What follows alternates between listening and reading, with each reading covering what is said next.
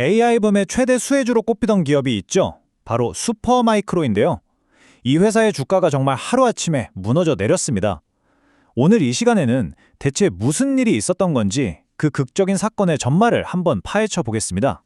네, 바로 이 숫자입니다. 마이너스 33%. 이게 단 하루 만에 벌어진 일이에요.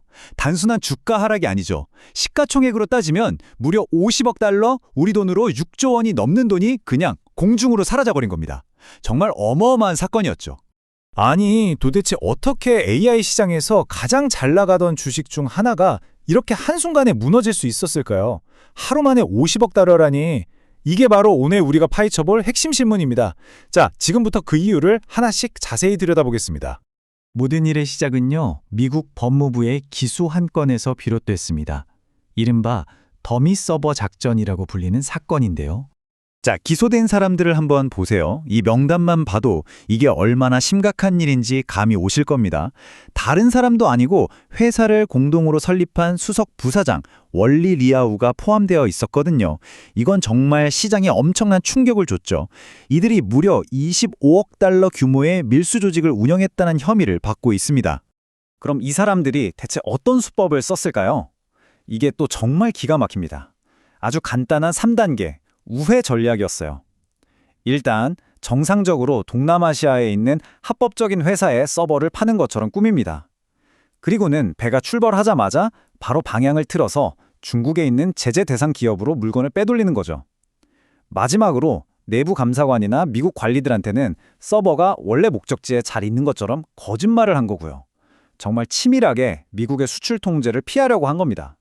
이걸 숨기기 위한 속임수들은 정말이지 무슨 첩보 영화를 보는 것 같아요. 헤어드라이어 수법이라고 해서 열을 가해서 시리얼 넘버나 메이드 인 USA 스티커를 감쪽같이 떼어내서 바꿔치기 했고요. 또 감사관들이 현장 실사를 나오면 텅 빈 서버 껍데기, 그러니까 더미 서버를 창고에 쫙 깔아놓고 속인 겁니다. 심지어 서버가 실제로 어디서 켜졌는지 알 수 있는 로그 기록까지 지우거나 조작해서 완벽 범죄를 꿈꿨던 거죠. 자, 그럼 슈퍼마이크로가 도대체 어떤 회사길래 이 스캔들 하나가 이렇게까지 치명적인 위협이 되는 걸까요? 그걸 이해하려면 이 회사의 핵심 비즈니스 모델을 좀 알아봐야 합니다. 슈퍼마이크로의 가장 큰 무기는 바로 빌딩 블럭 솔루션이라는 건데요. 이게 뭐냐면 말 그대로 레고 블럭 쌓는 거랑 비슷하다고 생각하시면 돼요. 다른 회사들이 몇 달씩 걸려서 서버를 만들 때 슈퍼마이크로는 미리 만들어둔 표준 부품들을 고객 주문에 맞춰서 착착 조립하는 거예요. 그러니까 단 몇 주 만에 맞춤형 서버를 똑딱 만들어낼 수 있는 거죠. 결국 이 회사의 핵심 경쟁력은 다른 무엇도 아닌 바로 속도입니다. 시장 출시 속도요. 최신 기술, 특히 최신 AI 칩이 나왔을 때 누구보다 빨리 그걸 탑재한 서버를 만들어서 시장에 내놓는 것. 이게 바로 슈퍼마이크로라는 회사의 존재 이유이자 모든 가치인 겁니다. 그런데 그 속도의 명성에 완전히 금이 가버렸으니 시장은 당연히 즉각적으로 반응할 수밖에 없었겠죠. 바로 안전자선으로의 이동 현상이 나타나기 시작한 겁니다. 여기서 슈퍼마이크로가 직면한 가장 치명적인 위협이 바로 엔비디아 리스크입니다. 아까 그 속도가 엔비디아의 최신 GPU를 누구보다 먼저 받아서 가능한 거잖아요.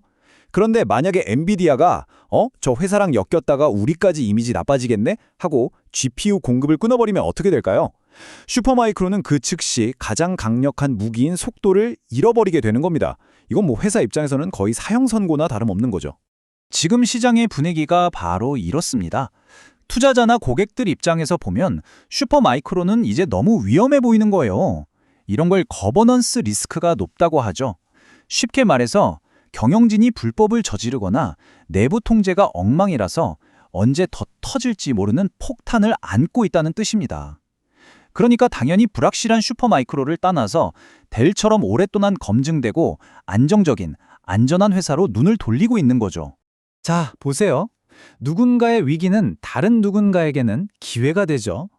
슈퍼마이크로가 휘청이는 동안 경쟁사들은 아주 한박 웃음을 짓고 있습니다. 특히 델 같은 경우는 이 사건이 터지자마자 주가가 5%나 오르면서 가장 큰 반사이익을 톡톡히 누렸습니다. 그런데요, 이번 사건이 정말 어느 날 갑자기 터진 돌발 사태였을까요?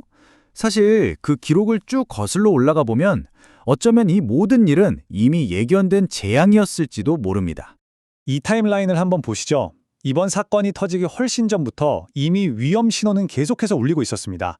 2018년에는 재무제표를 제때 제출 못해서 나스닥에서 상장 폐지까지 됐었고요. 2020년에는 회계 부정으로 거액의 벌금을 냈죠. 그리고 바로 작년인 2024년에는 공매도 전문기관한테 제재 위반 의혹을 지적받았고 급기야 외부 감사인까지 사임해버렸습니다. 이 모든 게 뭘 의미할까요? 어쩌면 속도만 너무 강조하다 보니 정작 가장 기본적이고 중요한 내부 통제 같은 문제들은 계속해서 외면해 왔던 건지도 모르겠습니다. 그리고 그 중에서도 이게 정말 결정타였습니다. 당시 회계감사를 맡았던 세계적인 회계법인 언스테언 영이 사임하면서 남긴 말인데요. 더 이상 경영진의 진술에 의존할 수 없다. 여러분, 회사를 감시해야 할 외부 감사인이 이 회사 경영진 말은 이제 못 믿겠다고 공개적으로 선언해버린 겁니다. 이건 사실상 회계업계에서 할 수 있는 가장 강력한 불신임 표현이에요. 결국 슈퍼마이크로의 이야기는 우리에게 아주 근본적인 질문 하나를 던집니다. 특히 기술주에 투자하시는 분들이라면 꼭 생각해 볼 문제죠. 과연 슈퍼마이크로에게는 시장을 선점하는 그 속도가 법을 지키고 국가 안보와 직결되는 보안보다 더 중요했던 걸까요? 어쩌면 이 질문에 대한 답안에 이 회사의 미래가 달려 있을지도 모르겠습니다.